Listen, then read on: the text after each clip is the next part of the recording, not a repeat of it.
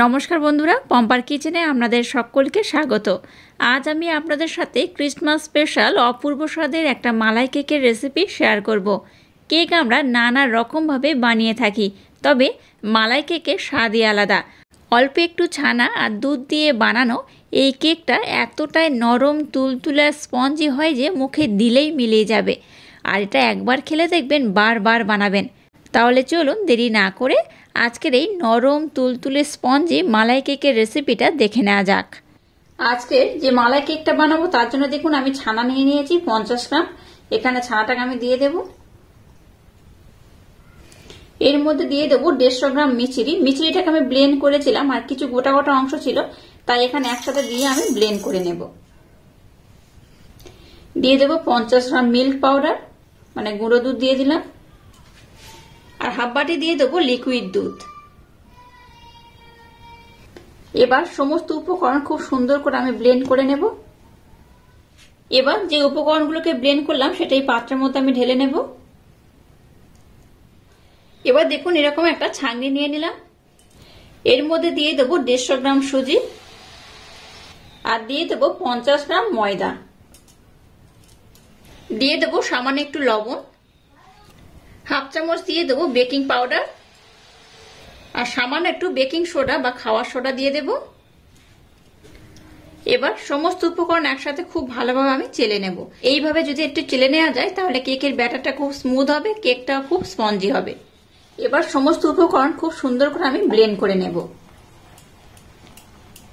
এবার এখানে ঘন করে দুধ জাল দিয়ে নিয়েছি, যেমন মালাই হয় ঠিক সেইভাবে কিন্তু এটাকে জাল দিয়েছি। সেই এক বাটি এখানে দিয়ে দেব। এটা যেহেতু আমি মালাই কেক বানাচ্ছি তাই একটু মালাই দিলে কিন্তু এই কেকটার স্বাদ দ্বিগুণ বেড়ে যাবে। তাই দেখুন এখানে দুধ সমেত মালাই এখানে দিয়ে দিয়েছি। এবার সমস্ত উপকরণ খুব সুন্দর করে আমি ব্লেন্ড করে নেব। আচ্ছা, এই কেকটা বানাতে আমি কিন্তু কোন রকম তেল বা বাটার বা ডিম কোনো কিছুই ব্যবহার করছি না। এখানে আমি চিনিও ব্যবহার করব না।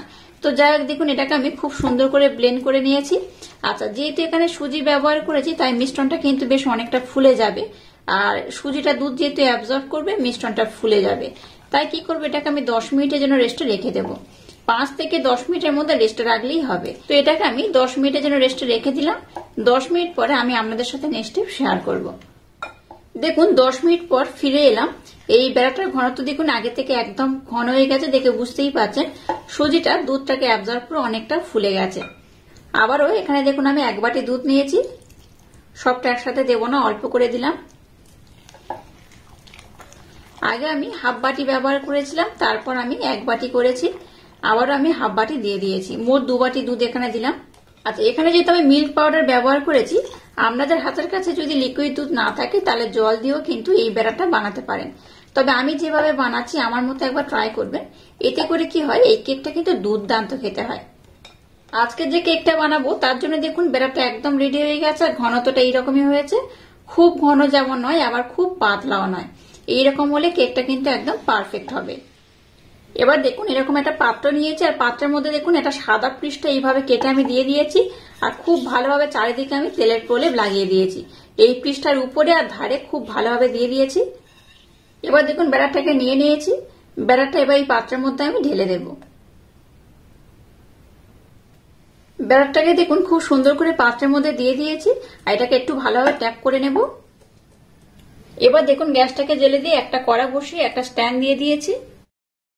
এই ব্যাটারটা সমেত এই পাত্রটাকে আমি এখানে বসিয়ে দেব। এবার গ্যাসের ফ্লেমটাকে প্রথমে 5 মিনিটের জন্য হাই দিয়ে তারপর লো করে এটাকে খুব সুন্দর করে বানিয়ে নেব। দেখুন কেকটা কত সুন্দরভাবে হয়ে গেছে আর কতটা ফুলে গেছে। এই দেখুন একটা একটা কাঠি নিয়েছি, এই একটা কাঠির মাধ্যমে আমি আপনাদের দেখিয়ে দেবো ভিতরের পোর্শনটা কত সুন্দরভাবে হয়ে গেছে। এই দেখুন একদম মিডিল পয়েন্টে দিয়ে দিয়েছি। কাঠির গায়ে দেখুন একদম কিচ্ছু লেগে নেই, একদম পরিষ্কার হয়ে উঠে গেছে। তার মানে এটা কিন্তু খুব ভালোভাবে হয়ে গেছে। এবার আমি গ্যাসটাকে বন্ধ করে ঢাকা দিয়ে রেখে দেব আর খুব ভালোভাবে ঠান্ডা করে আমি আপনাদের দেখাবো এটা কত সুন্দর হয়েছে। দেখুন কেকটাকে কত সুন্দর করে বানিয়ে নিয়েছি আর কত সুন্দর ঠান্ডা হয়ে গেছে। দেখুন এবার একটা ছুরি নিয়েছি, ছুরির মাধ্যমে এই ধার থেকে আমি খুব ভালোভাবে ডিমোল্ড করে নেব। এবার দেখুন একটা প্লেট নিয়েছি, এটার মধ্যে আমি ডিমোল্ড করে নেব।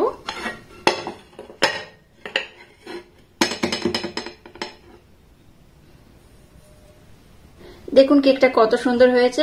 আর যে কাগজটা দিয়েছিলাম কাগজটাকে উঠিয়ে নেব। কোথাও কিন্তু একটুও পুড়ে যায়নি, খুব সুন্দরভাবে হয়ে গেছে। এই দেখুন, দেখলেন তো কেকটা কত সুন্দর হয়েছে। আর এই দেখুন উপরের পোর্শনটা একদম সাদা আর নিচের পোর্শনটা দেখুন কত সুন্দর কালার হয়েছে। এটা কিন্তু ভীষণ সফট হয়, ভীষণ স্পঞ্জি হয়। একবার না বানিয়ে খেলে আপনারা বিশ্বাস করতে পারবেন না এই কেকটা কতটা সুন্দর হয়। এটাকে উল্টে নিলাম। উপরের পোর্শনটা যেহেতু অনেকটা ফুলে গেছে, এই পোর্শনটাকে দেখুন একটু এইভাবে আমি ছুরি দিয়ে কেটে নেব। যে পোর্শনটা একটু বেশি ফুলে গেছে সেই পোর্শনটাকে এইভাবে আমি কেটে নিলাম।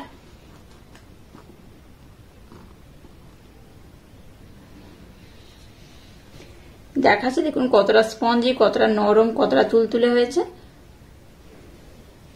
এবার এটাকে আমি উল্টে নেব। এবার এটা কাঁটা চামচ নিয়েছি, এটার মাধ্যমে এই কেকটার মধ্যে আমি একটু ছিদ্র করে দেব।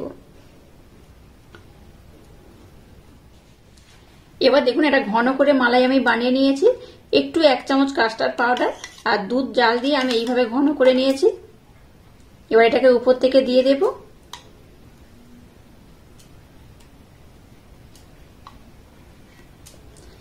একবার হলেও এই মালাই কেকটা আমার মতো বানিয়ে দেখবেন, অসাধারণ খেতে হয়।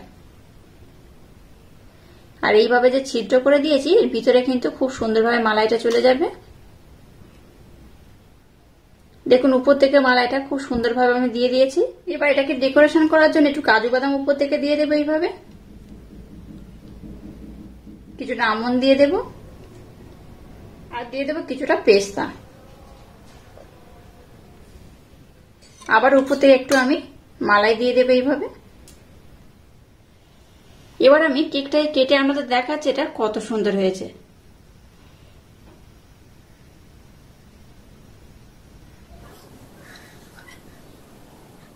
দেখুন কেকটা কত সুন্দর হয়েছে, আমি দেখাচ্ছি। দেখুন এই দেখুন, দেখলেন তো কত অপূর্ব, কত অসাধারণ হয়েছে। এইভাবে একবার হলো ট্রাই করবেন, আশা করছি আপনাদের ভীষণ ভালো লাগবে। আর এই কেকটা কিন্তু ভীষণ নরম, ভীষণ স্পঞ্জি, তুলতুলে হয়। দেখে বুঝতেই পারছেন কতটা নরম, কতটা তুলতুলে হয়েছে। আর এই কেকের রেসিপিটা যদি আপনাদের ভালো লাগে তাহলে চ্যানেলটাকে লাইক, শেয়ার, কমেন্ট এবং সাবস্ক্রাইব করবেন। আর পাশে থাকা বেল আইকনটা প্রেস করে দেবেন। তাহলে টাটা, আবার দেখা হচ্ছে নতুন কোনো রেসিপি নিয়ে।